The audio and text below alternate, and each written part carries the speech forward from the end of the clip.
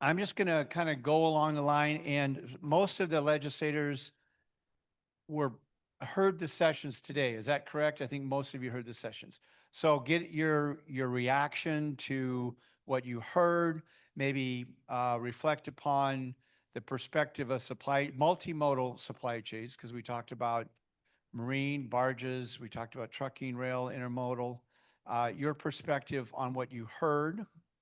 And one of the things that, as we move to the future, and I'm going to start with you, Shane, because you're hosting the summit in Edmonton, Alberta next year.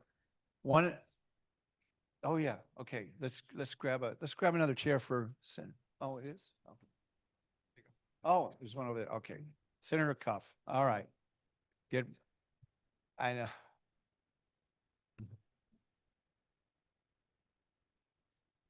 So one of the things that I think you got a taste of it today. One of the things that PNWER's been most successful at is Lehigh, which is a Legislative Energy Horizon Institute, where we train folks in energy. It's a 60-hour boot camp. It's very intense, very popular. 10 years, 10 years strong. I think 500 members and 5 or 6 members of Congress. We want to do the same thing for trade and technology and workforce training, have an academy, and we're going to talk about that and hopefully launch that at the Edmonton Summit. But Shane, why don't you start by just kind of outline your perspective, what you heard today, give us maybe a little look at what you hope to accomplish in the session in Edmonton, and then we'll go right down the line. Well, I guess the biggest thing with the AGM being there, we're going to work very collaboratively. I kind of led off with that, where if you look at the PNWER map, Alberta, I'm going to say it's kind of that keystone in the center of it. And that's kind of what I heard today, is that all roads have to get to those next destinations, those next ports, if you would, and then also looking at the supply chain over there. The things that jumped off the page to me again were, Alex, I thought he knocked it out of the park, talking about the complexities, the regulatory compliance issues that were there. The last group on the trucking side of it, absolutely. President Eisenhower was over in this little place called Germany, saw how good their system was, came back and said, holy crow, we need to build an interstate system. And we've kind of sat in the laurels for a lot of that. On the Canadian side, Johnny McDonald built the railroad, and then what? I mean, that's kind of where we start with a lot of the system. All of our population literally hovers around that. We got the rest of the Great White North that we need to build out. So I think a lot of this comes down to looking at what North America 2.0 is going to be, establishing a lot of those connections, and it comes down to the folks in this room. The other one too is of critical importance, and we had some really good dialogue and debate going back and forth when it comes down to the power supplies and when it comes down to existing infrastructure. I think it behooves us to have any of that get caught up in politics. If you've worked so hard to put something in place and it's been running for years, you better be darn sure of what decisions you're making. Don't do it in political cycles. Make sure you get the science on both sides. And if you can mitigate the issues, because for us to try to build at the same time to put in more power generating facilities when we need it for our energy transition, however we're going to go out in that event horizon. But if we start taking out things while we're still trying to build more and we can't get things more built because we can't get them permitted, we have to be wiser than that. We got to step back away from some of the emotion, make sure that we actually sit down and work through some of the complexities and do it with sober thoughts. And that's where I would put it back to my colleagues in Edmonton. I think we've got lots of opportunities here for some subcommittees to get thrown together to be able to look at these solutions and practical solutions. And again, great opportunity to park any of the politics, figure out the complexities, and make sure that we have some solid recommendations coming out of PNWER. Okay. And Senator Taylor, I know we're going to have you on the regional rail roundtable, so I kind of pressed you into service here, but just to reflect on, no, it's fine. You represent the Sun Valley area, which was settled by the railroad back in the 30s, right? And hauling freight and then people and then becoming a famous ski area. Obviously, trucking and rail are very important to your district and to Southern Idaho. Maybe your perspective on what you heard today. Well, thank you, Bruce. And thanks for the honor a couple of weeks ago to be asked to be here. So I'm going to kind of do this in two parts. I get to be here on Thursday morning as well. So if you want to hear the end of this story, you're going to need to show up on Thursday morning. Uh, exactly. So as Bruce mentioned, I'm from Idaho, so I'm the very center of Idaho. And the area that I'm going to talk about briefly, I just want to take a moment and recognize that it is the ancestral homelands of the Shoshone, the Bannock, and the Lemhi peoples. So there are not very many of them left in my particular area, but they do have a fairly large footprint and presence throughout the state. So back in the late 1800s, in the Wood River Valley in Idaho, at the base of the Boulder Mountains, the Smoky Mountains, the Pioneer Mountains, mining was a very, very big thing. We had silver and we had lead. We didn't have a way to get it out from where it was, but the railroad went through Shoshone, Idaho, which was 55 miles away from Ketchum. What the Union Pacific did was they built what was called the Oregon Short Line, and it covered that 55 miles to get the lead ore and the silver ore out from Ketchum. Well, in the 1920s, when the US government decided that those metals weren't worth as much as they used to be, the mining kind of died down. But the railroad stayed in place, and it was taken over by the sheep herders. We have a lot of Basque in our area, and we move sheep up and down the valley all the time. So the rail went from moving ore to moving sheep. And this last weekend, if you ever want fun in October, come up to Haley, Idaho for the Trailing of the Sheep Festival. One of the best little things you'll ever do in your life. Trust me. So as we go forward and the Depression hits, Ketchum as a mining town goes from 2,000 people to about 200, mostly sheep herders. Moving forward, this is where the railroad comes into play here. Averill Harriman, who was the chairperson of the Union Pacific at the time, wanted to create North America's first destination ski resort.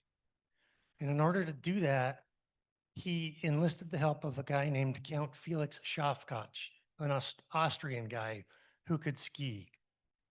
He gave him 3 criteria: go search the West and find me a ski resort.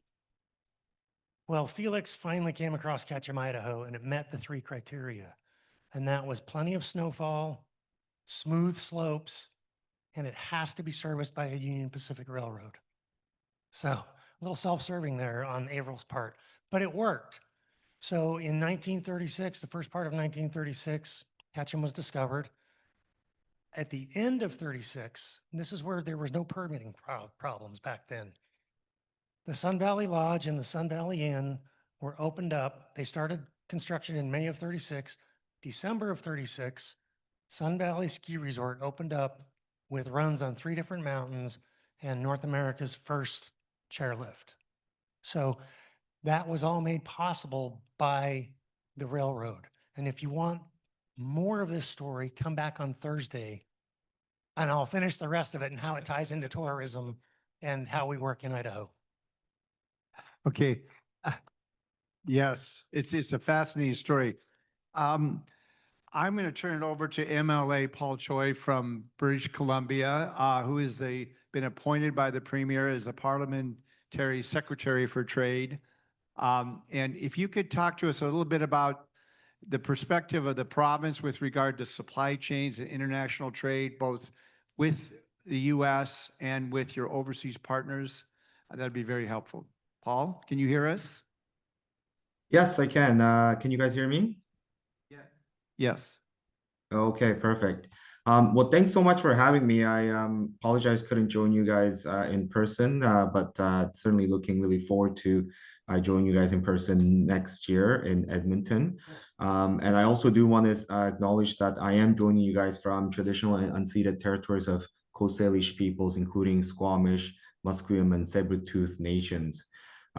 There is a lot to unpack here, and there's a lot of speakers, so I don't want to duplicate what everyone else is saying. But throughout today, what my impression that kept coming up in my head was certainty. I think we all want to ensure that we create some sort of certainty, which seems to be very, very important aspect of those all of us in our region that are doing business. And we feel that in BC, we can serve as a Pacific gateway to all of our partners here. As an example, BC, we are speeding permits without lowering standards and Indigenous rights. We're trying to cut duplications and partnering with federal Canada on new major project office, so shovels can hit the ground faster. And we know that these predictability is what lets rail, barge, and trucking operators plan and invest. So if we can work together within our region, whether that involves river, port, rail yards, or exchange of datas, coordinations, I think we can have a brighter future going forward. Okay, thank you. And Representative Baum, you're on the Interim Transportation Committee, and you were also probably the leading legislator in Montana working with the Big Sky Passenger Rail Association to try to bring passenger rail back to southern Montana. Obviously operated on Burlington Northern Santa Fe Railroad track, which services the entire northern quarter. Perhaps your perspective on investments that can be made at the federal, state, and local level with the railroad, with industry. You might mention the Malta project that we talked about in Livingston, in terms of public-private partnerships to move people and goods in and out of Montana at a faster velocity and more mobility options for rural and tribal nations. Okay. I would echo Senator Taylor's comments about the honor of being here, but my honor was only like 2 minutes ago. So please bear me. So at least you threw me a little bit of a softball. So in regards to the connectivity, and now the question just went from my brain, I'm sorry. Oh, having to do with what we call high performance rail. How do you find common ground between working with the Class 1 railroad in terms of moving people and goods and making investments in rail corridor through Montana? So just went through my brain. What we're looking at, I'm sorry, I'm completely unprepared on. Can you tell us about the Malta project that we talked about? Oh, yes, thank you. Yes. Okay. So Big Sky Passenger Rail worked with BNS and applied for a federal grant where they identified congestion issues at a freight rail yard. So they're looking at extending the sidings, putting extra tracks in to alleviate that construction. That was a $14.5 million project. Fascinating. So the other one was a Chrissy grant from one of our educational institutions at MSU Bozeman with the Western Transportation Institute, WTI. They applied for the grant. It was a $6.5 million grant, and the funds we just heard last week were just released. So the feds have finally released that money. But that's when you're talking about the future, we need to have the labor force. So basically homegrown, as we're trying to bring back our southern passenger rail route in Montana, we're also working towards having that workforce that's going to be available and hopefully stay within the state of Montana. That was mentioned on our previous panel today about growing that workforce. You can't expand the infrastructure if you don't have the workers and that have the technical wherewithal to do those type of jobs. So yeah, that's super fascinating. It's very, I mean, they're moving forward on that project. Other things that that I have been trying to do is get funding, to get some state funding as we are approaching phase 2 of the corridor ID process for the southern passenger rail route. We had a lot of momentum, got some hiccups in the Senate, but I think it shows how much passenger rail, when you're talking about connectivity, in the panel on the Columbia River's Snake River was fascinating. I was talking with my other colleague who was supposed to be up here instead, hint, hint. Just having, elected officials understand, I'm like, I didn't know that. I didn't know that.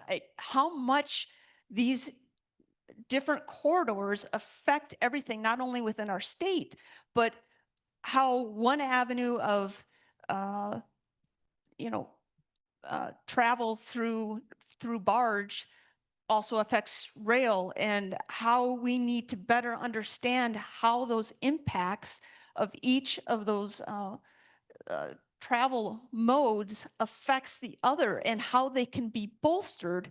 As we heard from the trucking industry, from like point A from point B, you still need trucks to move product, but rail's going to have the capacity to move it, and in other locations, but you still need the trucks to get it to those final destination points.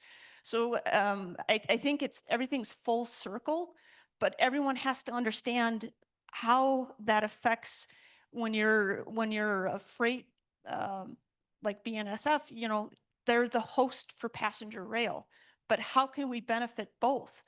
Well, grade crossings, safety, everything else, having more reliable schedules. We heard about how, I believe it was with the CN Railroad, where they've changed their scheduling or something like that, where now they're scheduling trains, but due to rain or drought or whatever, the farmers aren't ready for that product to go out. So how can we work better to be more in sync and make it profitable and beneficial for, ag, for moving people and for moving products? So. Well, for putting you on the spot, that was a nice recovery. I just want to mention, just to put in context, what Denise was talking about is a corridor ID program, very, very competitive federal railroad grant that basically gives you funding to develop a service development plan over 3 phases. But most importantly, it puts you in the front of the queue for getting future federal funding. So it's kind of an official sanction and endorsement of your project. We have 3 in the PNWER region, the Cascades Corridor, the current Cascades Corridor, the Cascadia High-Speed Rail proposal, and then the North Coast Corridor, which goes from Seattle to Chicago, and it would supplement the existing Empire Builder and look at different routes. So that's what the Corridor ID program is about. So, and we're going to hear much more about that next 2 days. So President Travis, you've heard all this discussion, and you are a prime champion of binational trade corridors in Saskatchewan and both, to global markets and to North American markets. What's your perspective on what you heard today, and what can PNWER do to, make supply chains and infrastructure investment easier to accomplish? Yeah, great question, Bruce. I was really excited learning more about the barge system today. Very jealous. I wish we had an opportunity to have something like that in Saskatchewan. The amount of traffic you remove off the trucks, the amount of traffic off the rail system. Another thing I'm really excited to talk about today too is the merger between Canadian Pacific and Kansas City Southern, CPKC. And that is merging Canadian, American, and Mexico networks all together in kind of a fortress North America infrastructure model that they have. And I mean, I think they're still kind of navigating some of the nuances, but I'm really excited to see what the future holds for the opportunities to move products right from Saskatchewan to various points all across United States and Mexico. One thing, Bruce, I really wanted to talk about is, each of us in our respective jurisdictions manufacture widgets, whether that's in Saskatchewan, we're making food, fuel, fertilizer, and forestry products. In Alberta, it's energy products. In Idaho, it's potatoes. In Montana, it's agri-food products. I mean, we're all manufacturing something, but Oregon, Washington, and British Columbia, I mean, they literally won the geographical lottery by having access to Tidewater. And, together we have to seize those opportunities. And I mean, you can produce the best widget in the world, But if you can't get it to a customer, it's worth absolutely nothing. You have to get it. And the fastest growing market is that Asia Pacific market. I mean, there's over 6 billion people in that greater area of the world, and they don't have what we all have here. They want the standard of living that we have here, and we can service that market if we can get our products to them. So the importance of cross-border trade is absolutely critical. And kind of, you know, the elephant in the room that we really need to address is we have to be able to get these products to the consumers. And if there is an inability to get our act together and provide that, well, there's other areas of the nation that are very interested in providing those services. It's an ultra competitive marketplace. I mean, Bruce, you're very aware of the North American Strategic Competitive Organization, and Tiffany and Rachel and the good work they do there. Well, you know, they're from Texas, and they are very excited about any opportunities to increase exports out of their nation, you know. So it's something that we have to address and work together. Makes the most economical sense to export out of Oregon, Washington, and British Columbia because it's the closest. Freight is expensive, but we all have to work together to overcome some of these challenges. Thank you. Senator Frederick, your district is North Portland. You are in a unique bi-state metro and intermodal logistics hub where the river meets the road and the rail all together. You have two Class 1 railroads, and you have the Port of Portland and all the Columbia Snake River ports. You got I-5 and I-84. You have truck stops. You have Amazon distribution centers. All seems to come together in North Portland. How do you deal with that? And how do you balance what is essentially a residential area with the movement of freight in and out of and through your community? Well, this is exactly the issue that I'm concerned about, and I'm going to bring up something a little differerly regarding all of this. Yes, my district is the transportation hub for the state of Oregon. It's got the rivers, both rivers, Willamette River and the Columbia River. It's got all the railroads come through here. We forgot the airport. That's there. We have the I-5 and 205. Actually, it's part of my district as well, and 84. So I've got all these folks, and most recently we've been looking at vertiports. Vertiports as a concern, which is a little bizarre. Just play in your mind the Jetsons theme, and then you got the idea. You know, that's one of the things. But regarding commerce, for me, the biggest issue is that I'll back up a little bit. I was a television reporter for 17 years. I was a science reporter. I was out, we had a situation where we actually went out to the rest of the state and the region and covered things, not just stuck here in the metro area. So I got to all 36 counties in the state.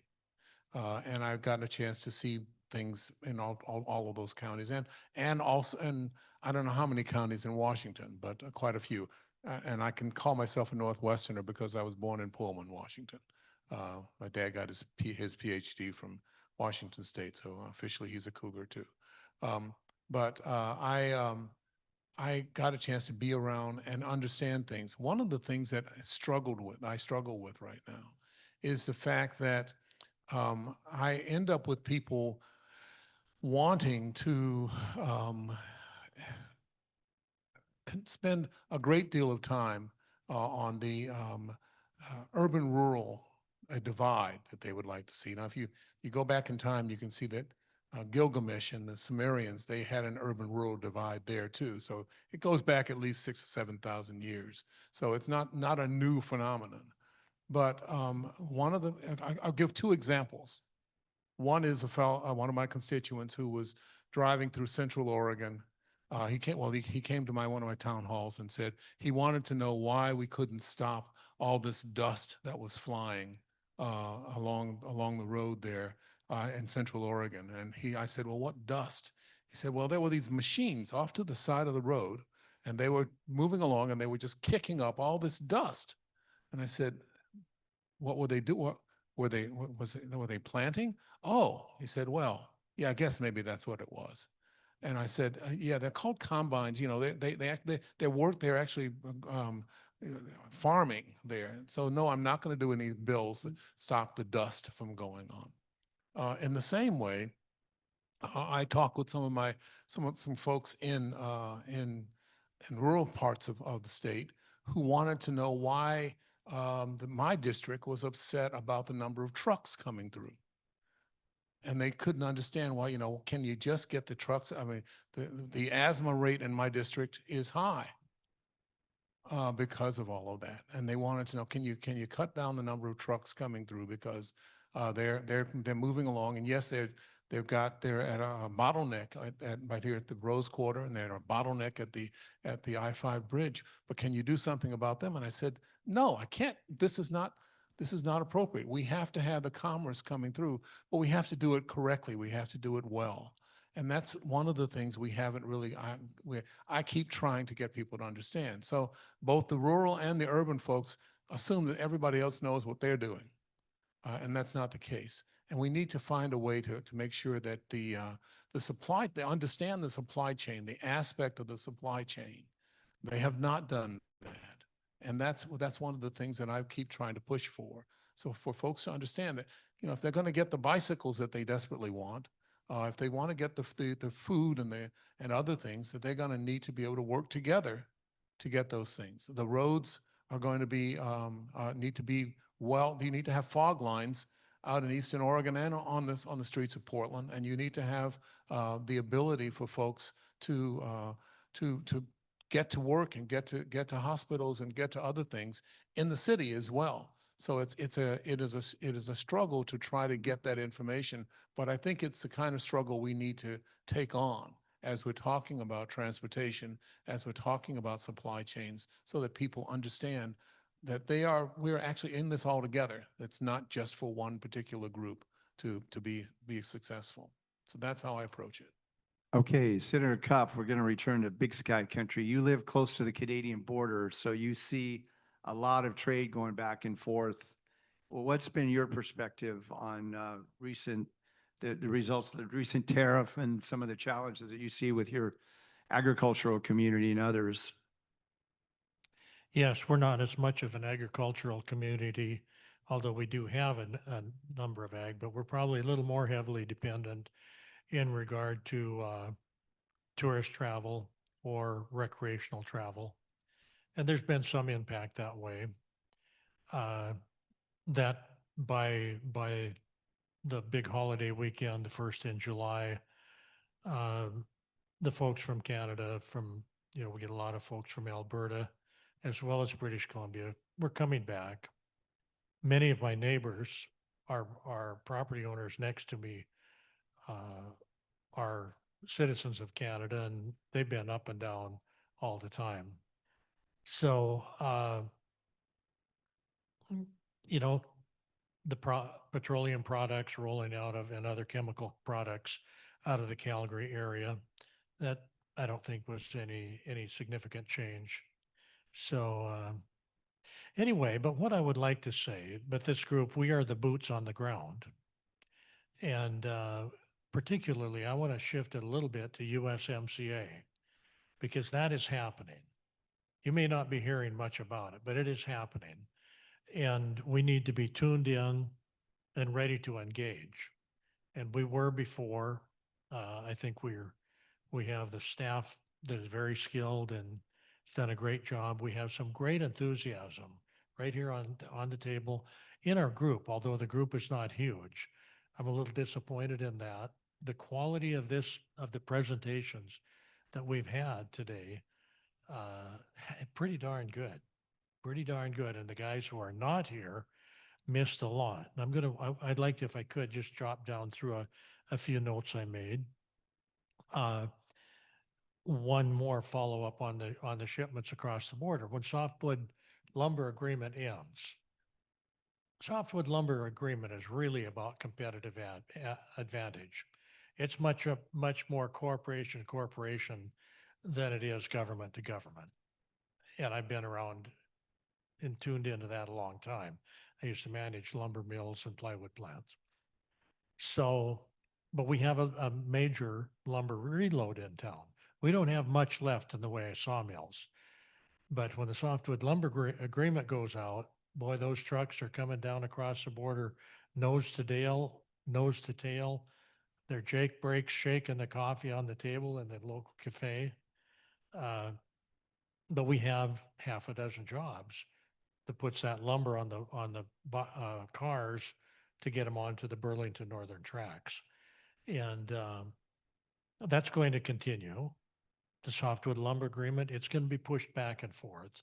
But what was said today, there's more and more changes in large corporations that are working both sides of the border. I was thinking today, I remember when I was about 12 years old going to a movie theater and movie on Highway 93. We're talking about travel corridors, et cetera. Well, what does Highway 93 connect? Alaska to Central America. And it still does. We don't think much about it. But I remember a few guys took off on a Friday to see they could get to Mexico and back on a long weekend. And now we had a darn good session today and a real expert on permit reform. And in Montana, a few years ago, we undertook what was called, we called it our Governor GN40, the red tape reduction. We went through the bills, we got rid of a lot of unneeded laws, we combined some different commissions, reduced the number of people on commissions, made a lot of efficiencies. Probably still a heck of a lot we could do, turn around and do it again. I think all of us need to look at that. Alex Hergo, I showed him a picture I took on March 20th of 2017 in his office with this great long chart. He wanted a copy because he can't find the chart. But he is an expert. He is truly an expert at the top level. In regard to the Columbia River Snake River corridor, well, I don't know how many barge loads, but I know when I was managing the plywood plant in Libby, we had trucks that I would load with plywood and they were heading for North Dakota. And as soon as they unloaded the plywood, they put the sides back up on the truck, loaded them up for wheat, and they took off down for the barges. A lot of the wheat going down the Snake or the Columbia on barges is Eastern Montana, North Dakota, South Dakota wheat. It's hard to make that connection, but it's true. That same discussion group, I think it was, needs to put some serious thought into aquatic invasive species. They're in the Columbia. I can't believe that they haven't put some thought into it. But if you talk to the people who have gotten it, Matt Morrison and I were in Washington, D.C. several years working with Corps of Engineers on this and having a heck of a time convincing them. Until we went back one time, they gave us a lesson because it got into one of their dams. And they were telling us how much it cost to clean it and what a nuisance it was. If we ever got a heavy infestation and those barges, I wonder how much it would slow those barges down or what it would add to fuel costs if they get the bottom of those coated, and they will. If you've ever seen boats that have been left in Lake Havasu overnight or over a truer season, they come home really coated if they're not clean. So we also, along with that, is we need to be thinking about the proper funding.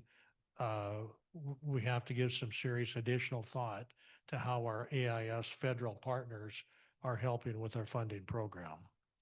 So that's about all I had. I had a personal question. I'm trying to ship something to Ireland, and by golly, I didn't get a very good answer here, but after it was over, I got a very good insight into it. So it's possible. We're going to do it. Thank you. Okay, Senator, you want to wrap up? Senator Smith? I'd be happy to. Again, thank you all. And, you know, this is a fantastic summit. It's critically important, right? As we talked about on my panel, our economies are driven by everything that we're talking about today and how we can make it better. Um, I am just privileged to have been involved with this project for Coos Bay. When you talk about savings, right, and you talk about Taiwan, as it was mentioned, we're a direct shot. The Port of Coos Bay, literally, you're not going miles and miles up the Columbia. You're going less than a mile up the into our bay. It is the natural deep water port. It'll be the only rail to ship, ship to rail terminal in the country. And with that intermodal hub in Eugene, it will bring again between 5,000 to 8,000 jobs, full-time jobs. But what it will do to my community in my region is a game changer. We've seen generations of poverty in Coos Bay, and it's a friend of PNWER, former Representative Brian Klim, is retired from the legislature, but he has, spearheaded it as a partner with North Point because he grew up in Coos Bay, right? We have hospital issues all over the state when it comes to healthcare. That is no different than what's happening in Coos Bay at Bay Area Hospital because of the Medicaid reimbursements rates are so poor. And the payer mix is so bad. This project will literally save healthcare in that region, in my region, because the payer mix will change because of the insurance for these employees. My folks have an average single median income of $31,000 a year in Coos Bay, Coos County.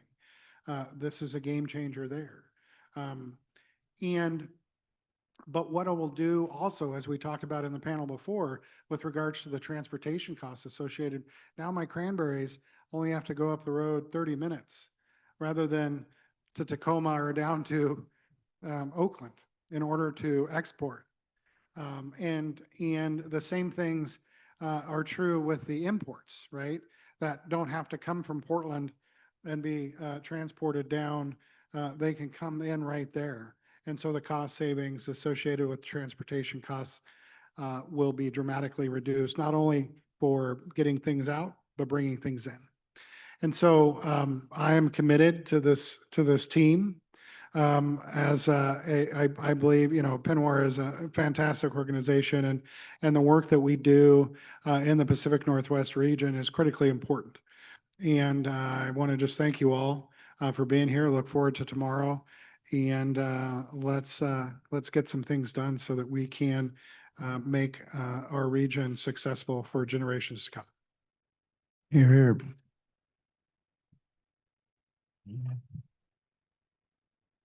Okay, we're at, unless anybody has any final comments, we're at 4:45.